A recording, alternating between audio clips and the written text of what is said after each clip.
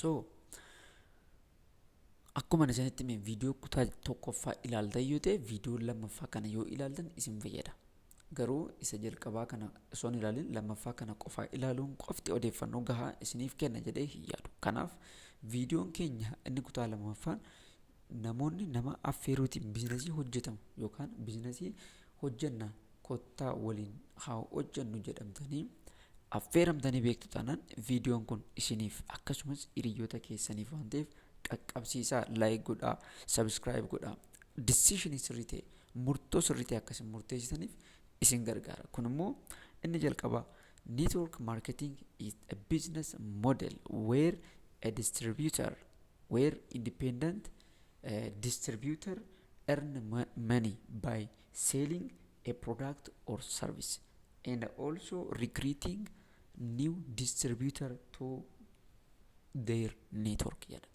Kuni namoonni network marketing keessatti product yookaan dhaabbata tajaajila dhaabbata tokko gurguruutiin galii kan isa irraa argatan jechuudha. Dabalataan immoo namoonnis akka isaanii biizinasii kana akka isaan hojjetan fiduutiin yookaan recruit gochuutiin namoonni dhufan sun product fayyadamanii gaafa isaan akkuma isaanii immoo product dhaabbata kana gurguruu jalqaban galii keenyarraan arganna.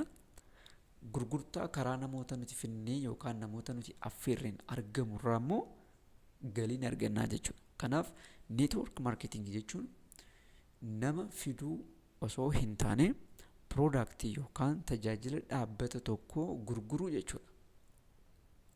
Tokko kun selling. This is market.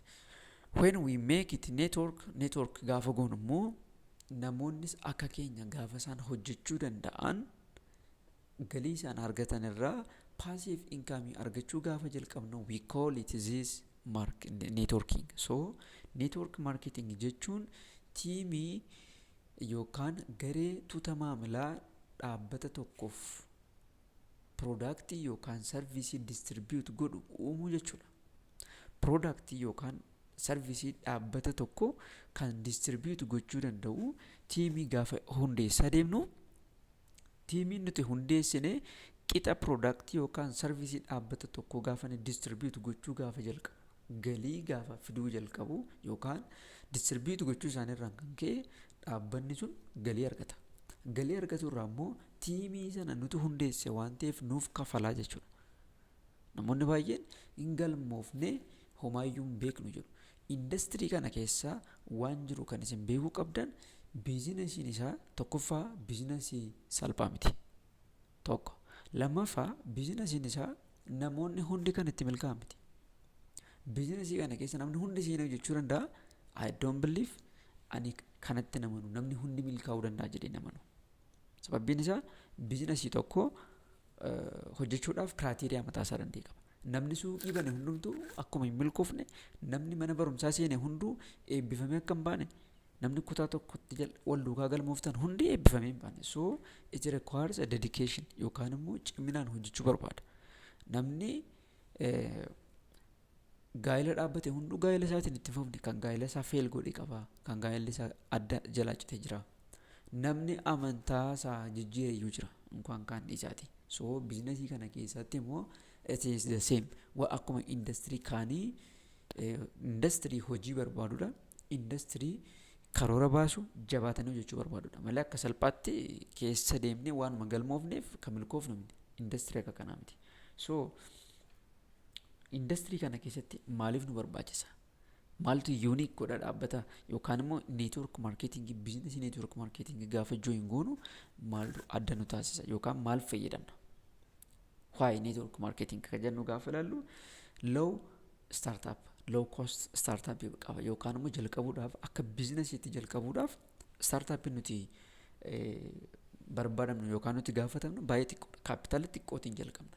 Birii 10,000, 5,000, 10,000, 20,000, 50,000, 100,000 ta'uu danda'a. Garuu industrii kana waliin gaafa wal bira qabne ilaallu baay'ee gadi bu'aadha kun. Businessii jalqabuudhaaf it requires low startup. Inni kan biraan it is flexible. Flexibility. Warra kanarraa it is flexible. We can do it anytime and from anywhere. Yookaan mana keenya teenya jechuu dandeenya. bakka barbaanne teenyee hojjechuu dandeenya. Yeroo kana alaqaan keenya kaalendarii keenyadha malee yookaan biizinasii keenyadha malee alaqaa kan irratti ta'u hin jiru. Kun faayidaa inni qabudha. So you can do it part time and full time. Part time taatanii hojjechuu dandeessu, full time taatanii hojjechuu dandeessu. Biizinasii kana gaafa hojjettan yeroo keessan guutuu kennitanii hojjechuu dandeessu. Hojii kan biraas hojjechaa cinatti hojjechuu dandeessu jechuudha. So network marketingin akkamittiin hojjeta ka jedhumoo haa ilaallu gabaabsanii. Network marketingin namni tokko erga gara biizinasii kanaatti seenuudhaaf yaadeetiin booda kan inni gochuu jalqaba product inni jaalatu. Product jaalatu yookaan product yeroo dheeraa promote gochuutiin namoota hedduudhaaf refer gochuu kan danda'u ta'uu qaba. Product kan erga filatee booda inni lammaffaa compensation plan kan jedhamu jira. Compensation plan yookaan sirna kaffaltii mataa isaanii qabu dhaabbatni kun. Sirna kaffaltii isaan qaban irratti hundoofnee erga sirriitti hubanne booda meeqa naa kaffaluu danda'a, eessan dhaggahuu danda'a. Boru yoon biizinasii kanaan itti fufee eessa na qaqqabsiisa kan jedhu beeknee hojjechuun irra jiraata jechuudha. So akkaataa kanaan erga jalqabne booda paakeejii yookaan immoo paakeejiitiin kan isaan gurguran yeroo baay'ee sarviisoonni tajaajiloonni as keessa jiran paakeejiitiin kan isaan gurguraman. So isaan kana erga tokko bitanne booda sirriitti piroodaaktii sana jalqaba fayyadamuu danda'u nurra jira. Namoonni baay'een hin galmaa'u kallattumaan namoota affeerutti deemu. Paakeejii bitattee jechuun hojii jalqabde jechuudha malee hojii xumurte jechuu miti. Paakeejii tokko bitattee erga hojii jalqabde booda you have to be product of your product. Maal akka nama fayyadu beekuu qabda. Productii yookaan promotionii sobaa ta'e hojjechuun sirrii miti. Namoonni baay'een promotionii sobaa hojjetu. Baay'ee daftee guddata, saffisaan guddata. Productiin isaa ofiisaatiin of gurgura. Ofiisaatiin of hin gurguru. Wanti ofiisaatiin of gurguru hin jiru biyya lafaa kanarra. So industry network marketing keessatti dogoggoroonni hojjetaman baay'een isaanii kana. Daftee guddata. Short cut. It is not short cut. Short cut miti. Kallattiimaan hojjettee dhuguma si geessa bakka itti barbaaddu sana wanti jedhame inuma ga'a. Garuu you face most challenge yookaan immoo rakkina hedduu keessa darbiteetu. Challenge hedduu keessa darbiteetu bakka sana geessa. Biizinasiin kun ijoollota dargaggootaaf maybe opportunity dha jedheen amana akka kootti. Sababiin isaa qarshii xiqqootiin jalqabama. Barnoota barachaa hojjechuun hin danda'ama. Hojii hojjechuun hin danda'ama. Hojii mataa keenya. So siistama erga build gootanii booda hojii full time keessanii gochuun hin danda'ama jechuudha. So akkaataa kanaan hojjechuun hin danda'ama. Challengeewwan jiran illee keessa tokko lamaan xiqqoo yaaleera. Mee viidiyoon kun hammam isin fayyadeera? Direct sellingiin akkasumas immoo network marketingiin maal akka inni ta'e gabaabsee isiniif qooduu yaaleera. So kallattumaan waa'ee viidiyoo har'aa ilaalchisee wanta isin gaaffii isinitti ta'u yoo jiraate gaaffii keessan koomantiirra naaf ka'a. Sirriitti isiniif deebisuu nan danda'a. Yoo immoo anaan communicate gochuu barbaadan immoo telegram keeyya description box irra isiniif kaa'eera. Achirra seenaatii seeraan ilaala. Namoonni biizinasii kana hojjechuu barbaadanis yoo jiraatan immoo keessaan inbox naaf gochuu dandeessu jechuudha. Odeeffannoo gahaa ta'e isiniif kennuudhaaf ani qophiidha. Viidiyoo kana namoota kan biroodhaaf share godhaa. Turtii gaarii isiniif haa ta'u. Guddaa galatooma.